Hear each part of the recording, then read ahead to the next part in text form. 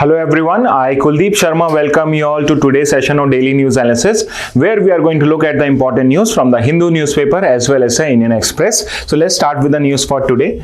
So the first news, so I am starting with a photograph or one cartoon which I have seen in today's Hindu newspaper, and in the context is the air pollution in Delhi, where you can see there is a Santa here and the children are frightened after watching him because he is not looking white and looking clean, because he has come just from Delhi and because of air pollution he is looking like this. So let's start with the important news for today. So this is a continuing issue. So Amit Shah made a speech in the parliament, and BJP says that this particular speech has been taken out of context. What Amit Shah meant was something else, and he was targeting the opposition party, or how opposition is using B.R. Ambedkar's name in the name of manipulating the Dalits, etc. On the other hand, basically your opposition parties are arguing here that Amit Shah has disrespected B.R. Ambedkar by comparing him with God, or by not giving him the status or the value or the respect which he deserves in the Indian community. Okay, so this is what the debate is around. So I thought, because we are discussing this particular debate, etc., is not that important for us, but at least B.R. Ambedkar has been and is important figure for us, important public figure for us.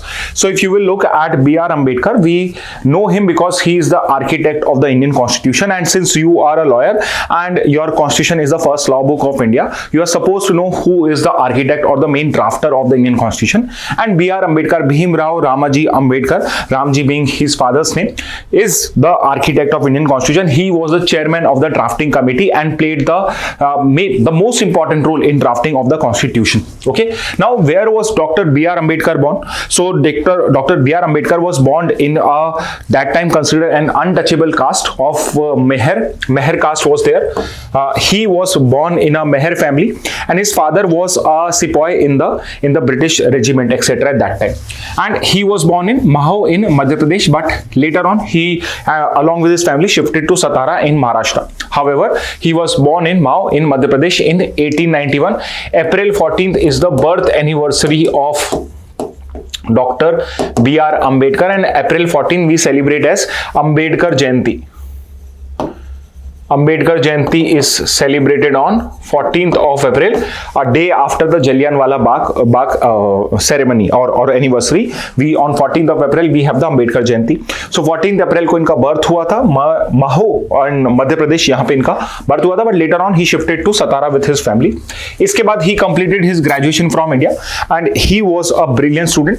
जो वहाँ पे Gaekwad family थी, royal Gaekwad family थी, and उनका नाम भी given है, बड़ौदा से सयाजी राव गायकवाड़ बड़ौदा ने, महाराज की इनकी एक स्कॉलरशिप चलती थी, एंड इस स्कॉलरशिप को इन्होंने जीता था, और उस बेसिस पे इनको हायर स्टडीज यूएस में करने का मौका मिला था, and then he went for higher studies to US. वहां पे ही studied at Columbia University and later on in London School of Economics. Many people believe कि उन्होंने शायद लॉ की पढ़ाई करोगी. Yes, he studied law also, but he was also a economic student, and majorly जब कोलंबिया यूनिवर्सिटी में ये लोग वर्क कर रहे थे, या ये वर्क कर रहे थे, तो इन्होंने जो अपनी पीएचडी की थीसिस करी थी, it was on the economic exploitation of India. Economic exploitation of India by the Britishers. तो इनका जो थीसिस, जो वर्क था, वो एकदम इकोनॉमिक एक्सप्लॉयटेशन ऑफ इंडिया के ऊपर पे था, which was a very radical idea at that time, because apart from दादा भाई Naoroji, no one else was working on this particular thing कि आपकी जो ब्रिटिश गवर्नमेंट है या आपके जो ब्रिटिश कॉलोनाइजर्स हैं वो इंडिया को किस तरह से एक्सप्लॉइट कर रहे हैं. तो इनका जो पीएचडी का थीसिस था, it was on this particular thing only.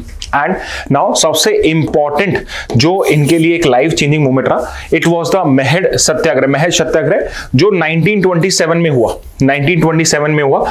It was a protest to assert the right of Dalits to access public water tanks.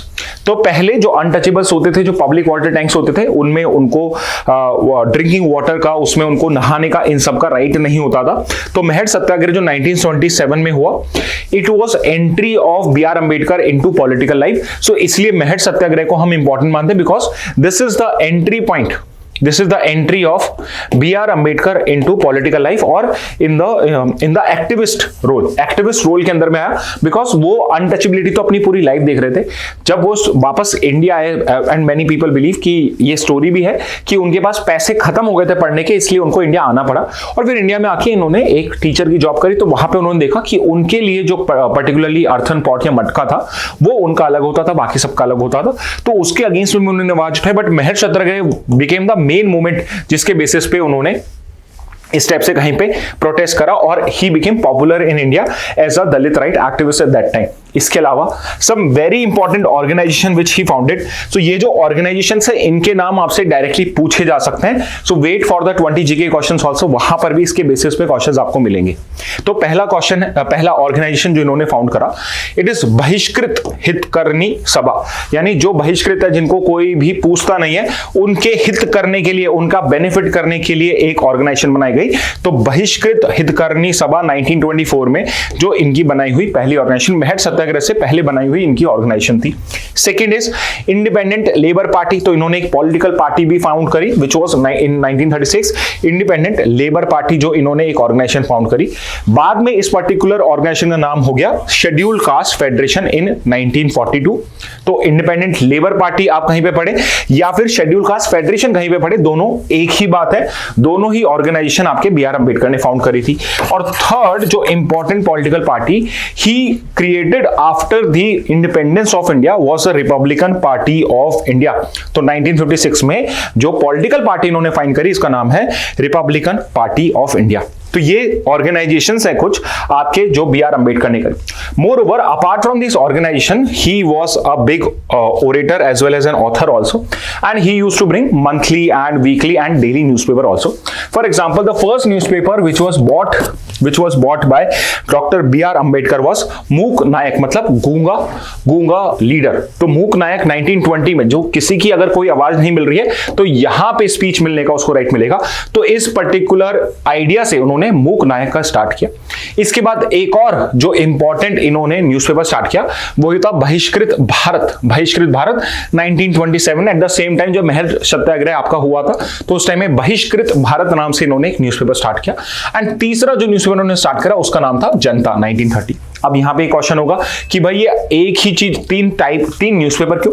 तो यूजुअली उस टाइम में जो न्यूज़पेपर्स होते थे वो अलग अलग न्यूज़पेपर्स में अलग अलग लैंग्वेजेस में होते थे, तो हर लैंग्वेज के हिसाब से वो पर्टिकुलर जो न्यूज़पेपर होता है उसका नाम भी होता था।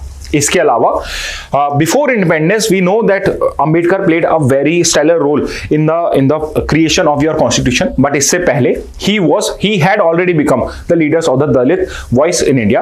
तो जब आपके राउंड टेबल कॉन्फ्रेंसेज हुई, the very famous round table conferences जो आपके 1928 से 31 के अराउंड में हुई थी, और बेसिकली यहाँ पे ब्रिटिशर्स जो थे they wanted to discuss the future of India with the leaders of India. तो यहाँ पे राउंड टेबल कॉन्फ्रेंसेज जो थे वो स्टार्ट हुए। तो इसमें B R Ambedkar was one such person जिन्होंने 3 राउंड टेबल कॉन्फ्रेंसेज हुई थी और तीनों में पार्टिसिपेट करा।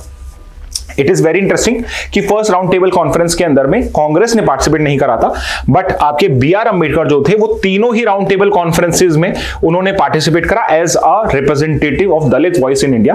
तो जो दलित है या बहिष्कृत समाज है इंडिया का, उनको रिप्रेजेंट करने के लिए बी आर अंबेडकर ने तीनों राउंड टेबल कॉन्फ्रेंस में पार्टिसिपेट किया था। एंड इनकी मेजर डिमांड थी कि दे वांटेड या he wanted a separate electorate for दलित।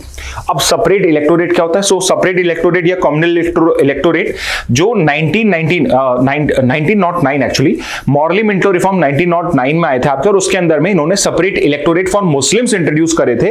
फिर 1919 के अंदर में बाकी एंग्लो इंडियन, सिख्स और बहुत सारे लोगों के लिए, आपने यूरोपियंस के लिए आपने separate electorate. And what exactly is a separate electorate? So doctor B R Ambedkar said कि जो जनरल पॉपुलेशन है, जो अपर कास्ट है, वो दलित को कभी एक्सेप्ट नहीं करेगी। तो जब तक दलित को पॉलिटिकल पावर नहीं मिलती है तो उनका उद्धार या उनका जो लेडर मूवमेंट है, ऊपर सोशल लेडर मूवमेंट है, वो नहीं हो पाएगा। They can not become a upper caste और are respected people in the society. So he wanted कि हमारा इलेक्टोरेट अलग होना चाहिए। सेपरेट इलेक्टोरेट क्या होगा कि कोई अगर पर्टिकुलर सीट है जहां पे दलित पॉपुलेशन अच्छी है तो वहां पे सिर्फ दलित ही वोट करेंगे और जो वहां पे कंटेस्टेंट होंगे वो भी दलित होंगे। यानी कि सिर्फ दलित लोग ही पार्टिसिपेट करेंगे उस इलेक्शन में और उसको वोट करने वाले भी दलित होंगे, विच मींस यहां पे जो दलित हैं वो अपनी पॉलिटिकल प्राइमेसी यहां पे शो कर पाएंगे। तो ये उनकी डिमांड थी। However, Mahatma Gandhi was against this particular demand. Mahatma Gandhi was of the view कि अगर सेपरेट इलेक्टोरेट हमने अलाउ कर दिया तो जैसे हिंदू मुस्लिम का डिवीजन हुआ है वैसे इनसाइड हिंदू फोल्ड आपके दलित जो है वो एक सेपरेट एंटिटी बन जाएंगे। They would with time they would become separate from the rest of the Hindu community. So he never wanted कि यहाँ पे सेपरेट इलेक्टोरेट हो। That's why he was when he was lost in Yerawada jail in Poona. Yerawada एक बड़ी famous jail है पूना के अंदर में, वहां पे महात्मा गांधी को अंदर रखा हुआ था बिकॉज उस टाइम में आपका सिविल डिसोबीडियंस मूवमेंट जो इस साल आपके इस बार के क्लैट में भी पूछा गया था, उस टाइम के उसके कंटेक्स्ट के अंदर में उनको जेल में रखा हुआ था और वहां पे उन्होंने फास्ट अनटू डेथ स्टार्ट कर दिया रिगार्डिंग दिस पर्टिकुलर अवार्ड। तो यहां पे जब सेपरेट इलेक्टोरेट की डिमांड करी गई तो 1932 में ब्रिटिश गवर्नमेंट ने कम्युनल अवार्ड निकाल के मैकडोनाल्ड अवार्ड, इसको मैकडोनाल्ड अवार्ड, ये कम्युनल अवार्ड ऑफ 1932 भी बोलते हैं, ये पास हुआ और इसके अंदर में सेपरेट इलेक्टोरेट की डिमांड मान गई जिसके अगेंस्ट में आपके महात्मा गांधी ने यहां पे एक fast and to death start करा। एंड इसकी वजह से जो बहुत सारे लीडर्स थे वो they started getting worried because यहां पे महात्मा गांधी की तबियत बहुत खराब लग गई थी और साथ ही आपके जो बी आर अम्बेडकर है उन पे भी बहुत सारा प्रेशर बन रहा था। जस्टिस पार्टी के जो लीडर्स थे वो भी उन पे प्रेशर बना रहे थे कि प्लीज आप उनसे बात करिए, आप उनसे नेगोशिएट कर लिए बिकॉज अगर उनकी डेथ हो गई इस पर्टिकुलर केस में तो ये जो दलित को जो सेपरेट रिप्रेजेंटेशन का जो मामला है ये बहुत ज्यादा आग पकड़ लेगा और इस वजह से शायद हमारी डिमांड जो है वो ब्रिटिश गवर्नमेंट अगर कुछ और भी हो सकता है उसके लिए भी एग्री नहीं करेगी। तो फाइनली बी आर अम्बेडकर इस चीज के लिए एग्री कर गए। मदन मोहन मालवीय ने बी आर अम्बेडकर और गांधी की मीटिंग कराई और फाइनली दोनों के बीच में पूना पैक्ट साइन हुआ और इसके अंदर में रेदर देन अ सेपरेट इलेक्टोरेट की डिमांड थी उसको बी आर अम्बेडकर ने खत्म कर दिया। उसकी जगह उन्होंने बोला कि I agree to have reserve seats for Dalit. तो जैसे आज आपके पॉलिटिक्स आपके जो एमएलए एमपीज होते हैं उनकी सीट्स के ऊपर पे रिजर्वेशन होता है सीट्स का बेसिकली एससी एसटीज के लिए, तो ये जो पर्टिकुलर रिजर्वेशन फॉर दलित है ये आपके पूना पैक्ट 1932 से स्टार्ट हो चुका था विच मींस कि रेदर देन सेपरेट इलेक्टोरेट हो मतलब कि सिर्फ और सिर्फ यहाँ पे आपके यहाँ पे सिर्फ दलित ही वोट कर रहे हैं उस पर्टिकुलर सीट्स पे और वही कंटेस्ट कर रहे हैं। There would be some seats जो रिजर्व्ड होंगी for the Dalit population of India और अकॉर्डिंगली इस तरीके से आपका रिजर्वेशन स्टार्ट होता है। इसके बाद आफ्टर इंडिपेंडेंस पे आते हैं हम, तो बहुत सारे काम है जो सुनने के बट हम यहां पे कुछ ही डिस्कस कर रहे हैं बी आर अम्बेडकर के। तो after independence he became the first law minister of India. तो पहले आपके लॉ मिनिस्टर कौन बने इंडिया के? So it was your doctor B R Ambedkar, he was the first law minister of India. But इनकी Hindu code bill के ऊपर पे हिंदू कोड की जितने भी आपके पर्सनल लॉज होते हैं मैरिज के सेक्सेशन के, ही वांटेड कि सारे के सारे एक हिंदू कोड के अंदर में बाय लॉ होने चाहिए, कहीं पर भी हमें इनइक्वल ट्रीटमेंट नहीं होना चाहिए। However he was not able to get it pass, तो इस वजह से he decided to resign from the post of law minister of India and बिल्कुल एकदम last year of his life में he converted to Buddhism in 1956 in Nagpur. And उस time में उन्होंने एक बुक भी लिखी, the Buddha and his Dhamma, The Buddha and his Dhamma. It's a book which is authored by your B.R. Ambedkar only, and he converted to Buddhism in 1956, the year of his death in Nagpur. Nagpur में इन्होंने धर्म परिवर्तन कर लिया था और इनका एक फेमस स्टेटमेंट था कि although I have been born as a Hindu, I will not die as a Hindu. तो इन्होंने लास्ट में अपने एकदम लास्ट ईयर ऑफ लाइफ के अंदर में बुद्धिज्म को भी एक्सेप्ट कर लिया। His date of death was 6 December 1956.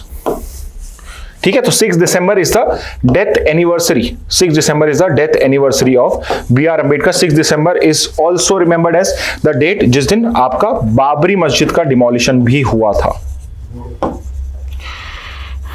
Babri Masjid demolition also took place on this date, and on 6 December it is the death anniversary of your B.R. Ambedkar also. Okay, so this was regarding B.R. Ambedkar. Let's move to the next news now. तो next news है आपकी, supreme court ने Kerala High court के एक judgement को stay कर दिया है, where the Kerala High Court has stated कि जो ये त्रिशूर पूरम फेस्टिवल होता है आपका केरला के अंदर में, इसमें जो आप एलिफेंट यूज कर रहे हो, वैसे तो एलिफेंट्स यूज करने की रिक्वायरमेंट ही नहीं है 21st सेंचुरी में, we must move to something else because यहाँ पे जो एनिमल्स है उनका एक्सप्लॉयटेशन होता है, यहाँ पे उनको अननेसेसरी का यहाँ पे उनको हर्ट होता है, तो ही दे वांटेड कि ये सब प्रैक्टिस एंड हो जाना चाहिए। In case they still want to continue, तो केरला हाई कोर्ट ने बोला कि जो एलिफेंट्स होंगे उन एलिफेंट्स के बीच में एग्जैक्ट 3 मीटर का डिस्टेंस होना चाहिए फ्रॉम ईच अदर। तो इस पर्टिकुलर जो ये जजमेंट दिया गया केरला हाई कोर्ट का, इसको सुप्रीम कोर्ट में चैलेंज करा गया और सुप्रीम कोर्ट ने अभी करंटली इस पे स्टे लगा दिया। बोला हाउ इज इट पॉसिबल कि जो एलिफेंट्स है, जो एक एनिमल है, वो एग्जैक्टली 3 मीटर का अपने बीच में डिस्टेंस करे। वो एनिमल्स हैं, वो अपनी पेस पे आगे पीछे मूव करते रहेंगे, but this is what the Kerala High court said. तो सुप्रीम कोर्ट ने इस पर्टिकुलर चीज पे स्टे लगा दिया। मोरओवर सुप्रीम कोर्ट ने यहां पे क्या कहा है कि केरला हाई कोर्ट ने जो जजमेंट दिया है, this is not based on law. ये किसी भी लॉ से डिराइव नहीं है। Why? Because there is a law to regulate this such kind of animals, या स्पेसिफिकली आपके elephants, which is captive elephants management and maintenance rule 2012, जो central government के रूल्स हैं। तो अगर सेंट्रल गवर्नमेंट ने रूल्स इस टाइप से बनाए हुए हैं 2012 के अंदर में, तो जो आपके जितने भी उसके रेगुलेटरी बॉडीज हैं, गवर्नमेंट्स हैं, उनको ये रूल्स फॉलो करने हैं। तो केरला हाई कोर्ट कोई भी ऐसा रिकमेंडेशन नहीं दे सकता है जो रूल्स के अगेंस्ट में जा रहा हो या रूल्स के बियॉन्ड हो। तो यहां पे on this basis supreme court ने केरला हाई कोर्ट के जजमेंट को या डायरेक्टिव को यहां पे स्टे लगा दिया है। लेट्स सी कि आगे फाइनल जजमेंट क्या होता है, बट वी बिलीव कि चीज अलाउ होगी। And it's always a debate between animal rights and our cultural rights, कि यहां पे हम त्रिशूर पूरम, जो सबसे बड़ा कल्चरल फेस्टिवल है केरला का, उसके अंदर में हम एलिफेंट्स यूज कर रहे हैं। तो क्या वो हमारा कल्चरल राइट ऊपर रहेगा, या फिर जो एलिफेंट्स का एनिमल राइट्स है वो हमारे कल्चरल राइट से ऊपर आएगा? तो ये पर्टिकुलर डिबेट हमेशा चलती है। सो आई थॉट त्रिशूर पूरम की बात हो रही है तो उसका बेसिक्स हम एक बार कवर कर लेते हैं। तो त्रिशूर पूरम जो है ये केरला का फेस्टिवल है। रिमेंबर, ये तमिलनाडु या कर्नाटका नहीं, केरला का फेस्टिवल है त्रिशूर पूरम, जो मलयालम मंथ यानी केरला का जो लोकल मंथ है मिदोम, अप्रैल मई के अंदर में ये पर्टिकुलर आपका प्रोग्राम जो होता है, ये पूरम फेस्टिवल जो होता है वो सेलिब्रेट किया जाता है। It is considered to be mother of all Poorams. जैसे कई तरह के आपके पूरम होते हैं, जो त्रिशूर का पूरम होता है that is the mother of all Pooram, सबसे बड़ा होता है ये आपका। इसके अलावा आलापूजो करके आपका एक और पूरम होता है जो भी एक बहुत फेमस पूरम है, but this is the largest Pooram. इसके अंदर में जितनी भी गॉड्स एंड गॉडेसेस होते हैं त्रिशूर के अंदर में, जितने भी त्रिशूर के अंदर में भगवान और उनके देवी देवता होते हैं, उन सबकी पूजा होती है। यहां पर भी उन सबका यहां पे प्रोसेशन निकाला जाता है। और it was a brain child of Raja Rama Varma. Raja Ram Varma, जो शक्तम थम्पुरम के नाम से जाना जाता है, महाराजा ऑफ कोचिन या कोची, 1719 से 1805 में राजी राम वर्मा ने इस पर्टिकुलर त्रिशूर पूरम को स्टार्ट किया था। और बेसिकली ये वडाकुंठम जो टेंपल है उसके चारों तरफ ये पर्टिकुलर आपका त्रिशूर पूरम सेलिब्रेट किया जाता है। So he is the presiding deity. The Shiva का टेंपल है वडाकुंठम टेंपल, और उसी के बेसिस पे आपका ये त्रिशूर पूरम जो है ये केरला का लार्जेस्ट फेस्टिवल है जो सेलिब्रेट किया जाता है। आगे मूव करते हैं नेक्स्ट न्यूज के ऊपर पे। Eklavya school struggle to meet 5% PVTG sub quotas, drop out on the rise. So PVTG हमने लास्ट ईयर बहुत डिस्कस किया था। आपके PVTG stands for particularly vulnerable tribal groups. तो ये वो शेड्यूल्ड ट्राइब्स हैं या ट्राइबल ग्रुप्स हैं जो उनमें भी उस पर्टिकुलर ग्रुपिंग के अंदर में भी बहुत ज्यादा वल्नरेबल हैं, पर्टिकुलरली वल्नरेबल ट्राइबल ग्रुप्स आपके पीवीटीजीज। तो इंडिया के अंदर में ऐसी कुछ 75 ऐसी ट्राइबल ग्रुप्स हैं। और शेड्यूल्ड ट्राइब्स के बेनिफिट के लिए आपने Eklavya model residential school start किए थे 1998 में। तो एकलव्य मॉडल रेसिडेंशियल स्कूल्स आपने शेड्यूल्ड ट्राइब्स के बेनिफिट के लिए करे थे। So for example objective is to impart quality education to ST children in remote areas. तो rather than bringing the ST students from their homes or from their states to Delhi or to some other place, we are creating residential schools in ST dominated areas only। तो जहां पे ST majority population है वहां जाके हम remote areas में ये particular schools बना रहे हैं, सो दैट वहां पर जाके उनको प्रॉपर क्वालिटी एजुकेशन मिल सके। 97-98 तो इस particular Eklavya model residential school में देयर इज अ रिक्वायरमेंट कि एटलीस्ट 5% आपका सब कोटा पीवीटीजीज के, यानी हर स्कूल के अंदर में एटलीस्ट 5% पीवीटीजीज होने चाहिए। बट ये जो पर्टिकुलर कोटा भी है ये भी एकलव्य स्कूल फुलफिल नहीं कर पा रहे। Maybe there might be many reasons की हो सकता है कि पीवीटीजीज के अंदर में अभी एजुकेशन को लेके इतनी नॉलेज नहीं बढ़ी हो कि कितनी इंपॉर्टेंस होती है। तो maybe they are not that eager to send their wards to the schools.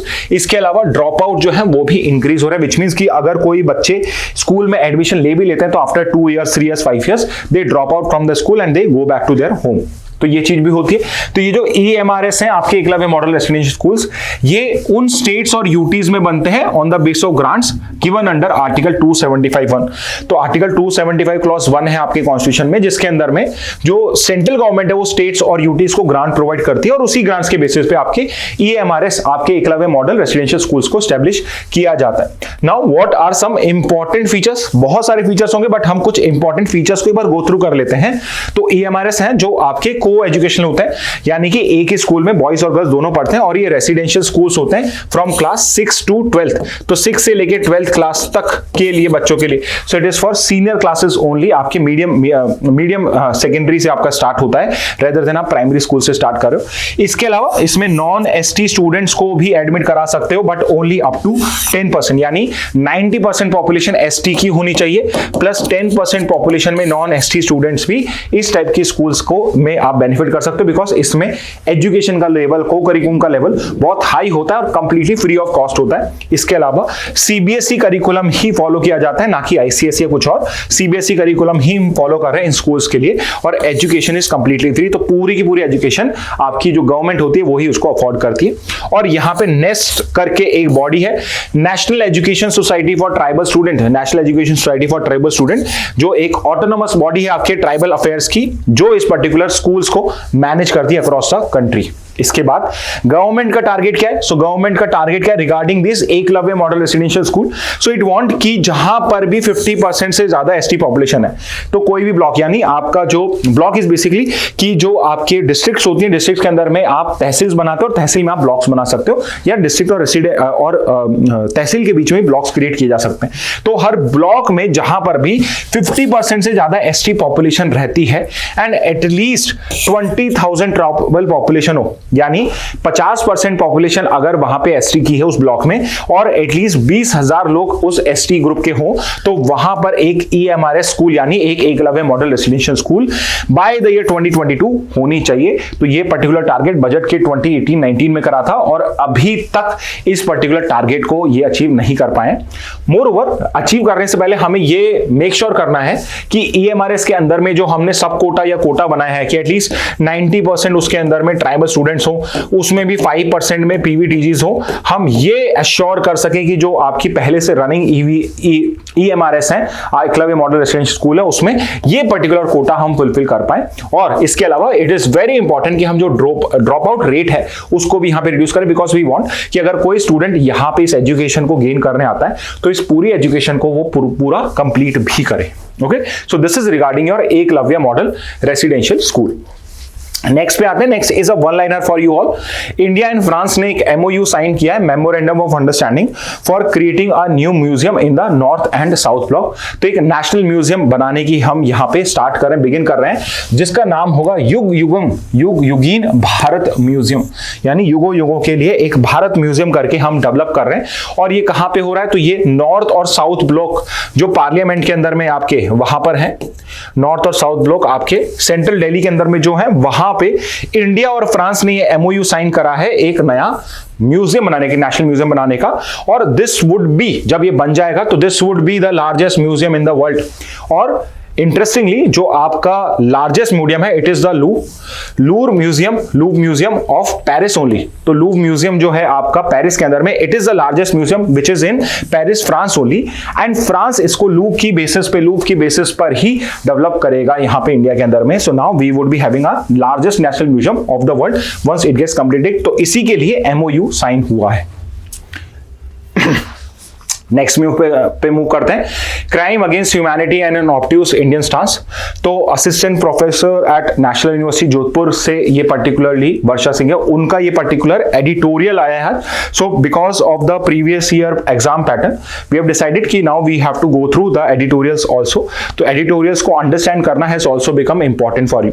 तो यहाँ पे इस पर्टिकुलर एडिटोरियल का कंटेक्स्ट समझते हैं। तो यहाँ पे कंटेक्स्ट है कि आपका जो यूनाइटेड नेशन जनरल असेंबली है, वहां पे एक रेजोल्यूशन पास हुआ है, और उस रेजोल्यूशन के अंदर में there is a proposal on a treaty on prevention and punishment of crimes against humanity. So if you are a student from previous year, crime against humanity आपका रोम स्टैट्यूट में या इंटरनेशनल क्रिमिनल कोर्ट के उस case के अंदर में वहां पे आपका कवर्ड होता है। तो यहां पे दे प्रपोज्ड अ न्यू ट्रीटी जहां पे हम क्राइम्स अगेंस्ट ह्यूमैनिटी को प्रॉपरली डिफाइन करेंगे और उसके लिए पनिशमेंट क्या होनी चाहिए, उसके लिए कोर्स ऑफ एक्शन क्या होना चाहिए इंटरनेशनली एंड नेशनली, उसको हम यहां पे डिसाइड करेंगे। Currently there is no specific treaty to define and punish crimes against humanity. So although ICC के अंदर में ये आपका है, एक आपका लंदन चार्टर भी था जिसने न्यूरमबर्ग ट्रायल को यहां पे एस्टैब्लिश करा था, जो बेसिकली वर्ल्ड वॉर 2 में जो आपके क्राइम्स अगेंस्ट ह्यूमैनिटी हुए थे by the Nazi party, by the Japanese, उसी को हैंडल करने के लिए आपने न्यूरमबर्ग ट्रायल्स करे थे और उसके अंदर में आपने क्राइम्स अगेंस्ट ह्यूमैनिटी को डिफाइन करा था, but that was only limited to that particular trials period only. तो यहां पे भी और UNGA is trying to create a particular treaty, a proposed treaty where they are going to create a treaty on crimes against humanity. तो यहां पे कोई भी ट्रीटी नहीं है। तो यहां पे ऑथर इज आर्ग्यूइंग कि apart from this particular treaty आपका एक आईसीसी इंटरनेशनल क्रिमिनल कोर्ट, तो ये हम कई बार डिस्कस कर चुके हैं, जिसके अंदर में अगर कोई इंडिविजुअल क्राइम करता है, if any individual commits a crime of the below 4 kinds, yani someone is accused of genocide, someone is accused of war crimes, someone is accused of crime against humanity, or someone is accused of crimes of aggression during war time or during peace time, then the international criminal court can proceed against that person, उस particular person के against में वो case file कर सकते हैं अगर उनके जो नेशनल कोर्ट्स है, जो खुद के कोर्ट्स हैं, वो इनकॉम्पिटेंट है to take action against such a person. और ये पर्टिकुलर आईसीसी है, हमने in the context of Israel Hamas war last year खूब ज्यादा न्यूज में रहा था, बिकॉज आपके जो इजराइल के प्राइम मिनिस्टर और डिफेंस मिनिस्टर हैं, उन दोनों के अगेंस्ट में आईसीसी ने अरेस्ट वारंट वहां पे इशू करे थे। तो यहां पे although genocide, war crimes, crime against humanity, crimes of aggression provided है, but these are not defined in the ICC का statute which is basically your Rome statute. तो रोम स्टैच्यू में जहां पे हमने आईसीसी को क्रिएट करा है, उसके अंदर में ये वर्ड्स तो मेंशन है, बट इनका एक्सप्लेनेशन नहीं है कि ये होते क्या है। बट जीनोसाइड और वॉर क्राइम्स जो है, इनके लिए तो आपका अलग से जिनेवा कन्वेंशन है, वी हैव जिनेवा कन्वेंशन, जहां पे ये डिफाइंड है। बट क्राइम अगेंस्ट ह्यूमैनिटी और क्राइम्स ऑफ एग्रेशन को डिफाइन करने के लिए कोई भी अलग से ट्रीटी नहीं है, और ना ही वो आपके रोम स्टैट्यूट में डिफाइंड है। तो यहां पे there is a particular proposed treaty जहां पे क्राइम अगेंस्ट ह्यूमैनिटी को डिफाइन करने की बात है। अब यू शुड नो दिस कि इंडिया जो है उसने रोम स्टैट्यूट को साइन नहीं करा है, रोम स्टैट्यूट को रेटिफाई नहीं किया है, इस वजह से India is not bound by the Rome Statute. So India is not under the jurisdiction of ICC, which means अगर कोई इंडियन यहां पे जीनोसाइड, वॉर क्राइम्स या इंडिया का प्राइम मिनिस्टर या इंडिया की डिफेंस फोर्सेज टाइप की कोई क्राइम कमिट करती है, तो आईसीसी का जुरिडिक्शन नहीं होगा, सिंपली बिकॉज रोम स्टैट्यूट जो है वो इंडिया ने साइन नहीं किया है। अब यहां पे ये ऑथर आर्ग्यू कर रहे हैं कि जो इंडिया है उसने आईसीसी को भी साइन नहीं करा, और इंडिया जो है ये जो पर्टिकुलर ट्रीटी भी है आपकी, सीएच ट्रीटी आपकी, क्राइम्स अगेंस्ट ह्यूमैनिटी ट्रीटी, इसको भी वो सपोर्ट नहीं करता है। And these are on the same ground, similar ground, जिसपे वो आईसीसी को या रोम स्टैट्यूट को भी अपोज करता है। तो what are the grounds on which the India does not favour और इज अगेंस्ट दिस सीएच ट्रीटी? तो पहला चीज है कि ये जो पर्टिकुलर आईसीसी का स्टैट्यूट है या आपका जो सीएच ट्रीटी है, it is does not include terrorist acts within its fold, यानी कि अगर कोई टेररिस्ट एक्ट करता है तो वो क्राइम्स अगेंस्ट ह्यूमैनिटी में काउंट नहीं होंगे। तो इस चीज को लेके हमेशा इंडिया को इशू रहा है कि आप टेररिस्ट के एक्ट्स को क्यों नहीं क्राइम अगेंस्ट ह्यूमैनिटी मानते हो। दूसरी चीज, इट बिलीव्स कि ये यहां पे एक डिफरेंशिएशन करती है, it does not include nuclear weapon use या वेपन्स ऑफ मास डिस्ट्रक्शन जो होते हैं, जैसे केमिकल वेपन्स, बायोलॉजिकल वेपन्स, उनका भी यूसेज नॉन इंक्लूडेड है आपके क्राइम अगेंस्ट ह्यूमैनिटी में। So why it is the case also कि क्या कोई अगर न्यूक्लियर वेपन यूज करता है, will it not be crime against humanity? तो यहां पे ये इसका सेकंड इशू बनता है। थर्ड इशू है कि यहां पे crimes during peace time should not be included. तो यहां पे चाहे वॉर टाइम हो चाहे पीस टाइम हो, दोनों के क्राइम्स इंक्लूडेड है। बट इंडिया का ये आर्ग्यूमेंट है कि जो पीस टाइम के अंदर में जो क्राइम्स होते हैं, they can not be considered as crime against humanity, यानी कि ये जो पर्टिकुलर आईसीसी है या जो पर्टिकुलर सीएचटीटी है, इसका जो स्कोप है वो सिर्फ और सिर्फ वॉर के पीरियड में रहना चाहिए, ना कि पीस टाइम में। और इंडिया का इसमें सिंपल सा लॉजिक ये है कि टू डिफरेंशिएट कि पीस टाइम के अंदर में क्या हो रहा है और उसको किस तरह से आप यहाँ पे क्राइम अगेंस्ट ह्यूमैनिटी करोगे, that would become very complicated. So they want कि ईज हो, इसलिए सिर्फ वॉर टाइम के अंदर में इसको करो। तो इन 3 बेसिस के ऊपर पे आपका जो इंडिया है वो सीएच को भी आपका इग्नोर करता है और at the same time ICC या रोम स्टैट्यूट को भी वो फॉलो नहीं करता है। तो यहाँ पे this is the current status. तो current status is India does not have any municipal law prohibiting international crime. तो इंडिया ने कोई भी ऐसा लॉ नहीं बनाया है। इस पर्टिकुलर एडिटोरियल के अंदर में जो ऑथर है उन्होंने एक पर्टिकुलर जजमेंट की भी बात करी है आपके, it's a high court judgment where the जज हैज सेड कि इंडिया के अंदर में कोई भी ऐसा लॉ नहीं है, लोकल लॉ नहीं है जो बेसिकली इंटरनेशनल क्राइम अगर कोई कमिट करता है तो उसको पनिश करने का प्रोवाइड करे, specifically crime against humanity etcetera. तो यहाँ पे this is the current status of your Indian law when it's come to crime against humanity, your war crimes, your genocide etcetera. Okay, next पे move करते हैं। So next news is Turkey Iran call for peace unity in Syria at summit of 8 Muslim majority countries. So there is this one organisation D8 developing 8 नाम है इस particular organisation का। A very less known organisation, इतना news में इसको कभी बहुत कम सुनने को मिलता है। तो इसकी अभी 11th समिट यहाँ पे हुई है कायरो के अंदर में, कायरो इजिप्ट के अंदर में 11th समिट हुई है 2024 की। नेक्स्ट समिट जो है वो इसकी इंडोनेशिया में है, बट करंटली इसकी 2024 में 11th समिट हुई है। और वहां पे आपके तुर्की और जो ईरान है which I would say are major powers in the Muslim world, इन दोनों ने कहा है कि there should be peace and unity in the Syrian crisis. We know this कि सीरिया के अंदर में अभी बशर अल असाद की जो गवर्नमेंट थी उसको टॉपल करा गया। तुर्की जो एक्चुअल में रिबेल ग्रुप्स को सपोर्ट करता था और ईरान जो बेसिकली अभी बशर अल असाद को सपोर्ट कर रहा था, दोनों ने मिलकर यहां पे बोला है कि वी वांट पीस और सिक्योरिटी और यूनिटी इन द सीरिया। और यहां पे इन्होंने ये कॉल करा है at the D8 summit which is also stands for D8 Developing 8 Organization for Economic Cooperation. So that is the name of this particular body. It's a group of, originally it was a group of 8 developing countries of the Muslim world. तो सारी Muslim countries के अंदर में इसका formation 1996 में हुआ था और इसकी फर्स्ट समिट 1997 में हुई थी और इसका हेडक्वार्टर है आपका इस्तांबुल इन तुर्की। तो इस्तांबुल तुर्की में 1996 में आपने क्रिएट किया था, 97 में आपने इसकी पहली समिट होल्ड करी थी। Who is the current secretary general of this particular body? So it is Abdul Kadir Imam, जो आपके नाइजीरिया से बिलोंग करते हैं। सो अब्दुल कादिर इमाम is the current secretary general of this particular body. Now एक चीज जो इंपॉर्टेंट है and this is a very recent update कि इसकी जो मेंबरशिप है वो D8 से अब D9 हो चुके। व्हाई? बिकॉज इसका 9th मेंबर कल ही अजरबैजान ने इसको ज्वाइन करा है। तो अभी तक इसके अंदर में 8 मेंबर्स थे इतने साल से और अब finally 2024 yesterday only Azerbaijan has been admitted to the D8 membership. तो ये जो D8 डेवलपिंग 8 करके जो बॉडी है इसके 9 मेंबर टोटल हो चुके हैं। What who are the members right now?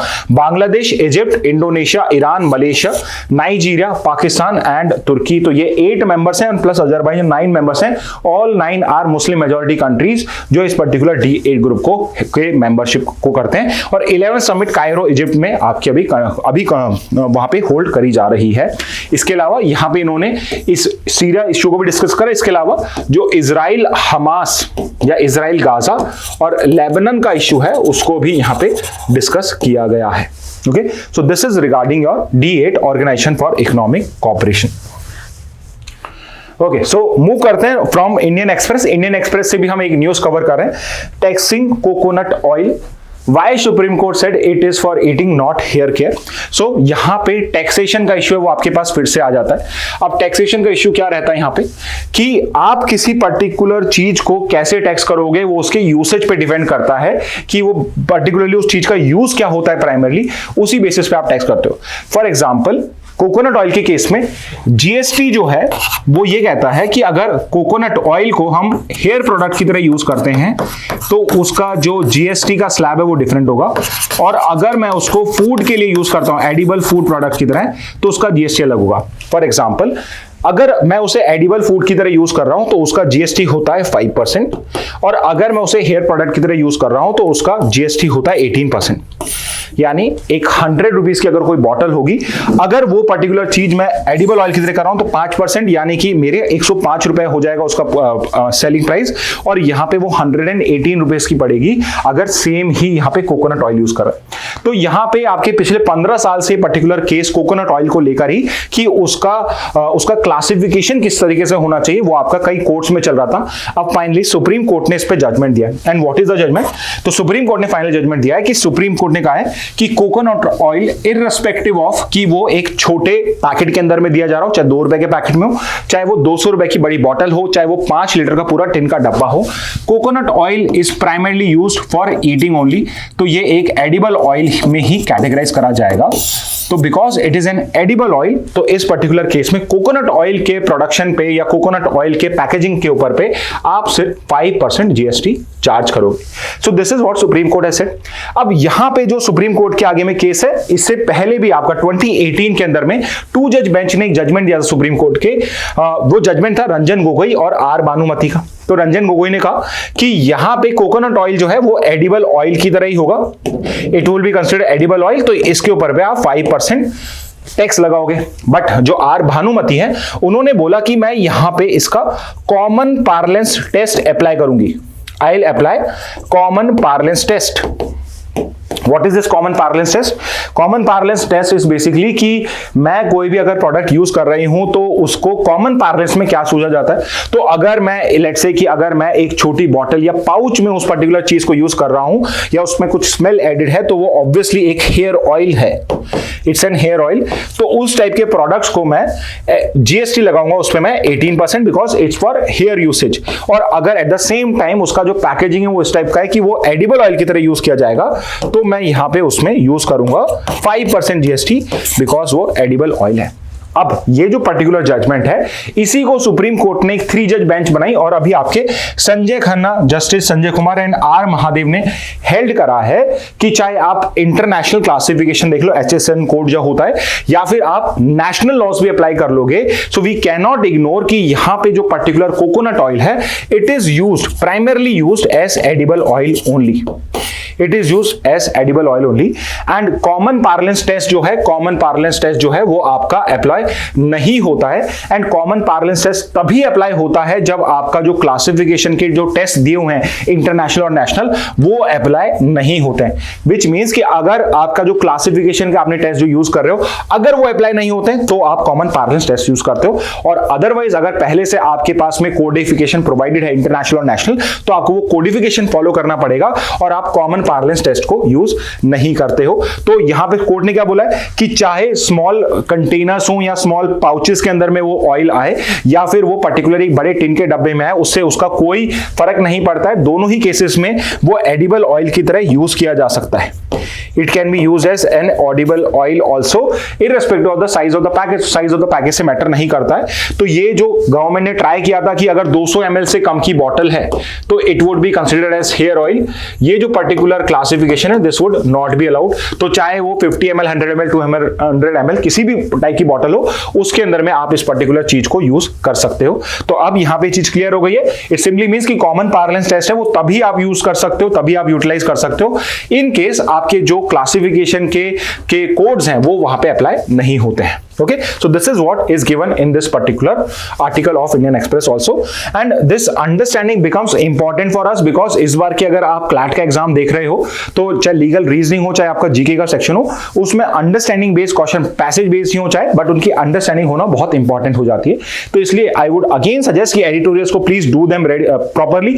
उसके अलावा जो टेक्स्ट एंड कंटेक्स्ट हिंदू में आता है या फिर आपका इंडियन एक्सप्रेस में एक्सप्लेन सेक्शन आता है उसको भी आप थोड़ा प्रॉपरली रीड करिए। ओके, तो student with this we are done for the day.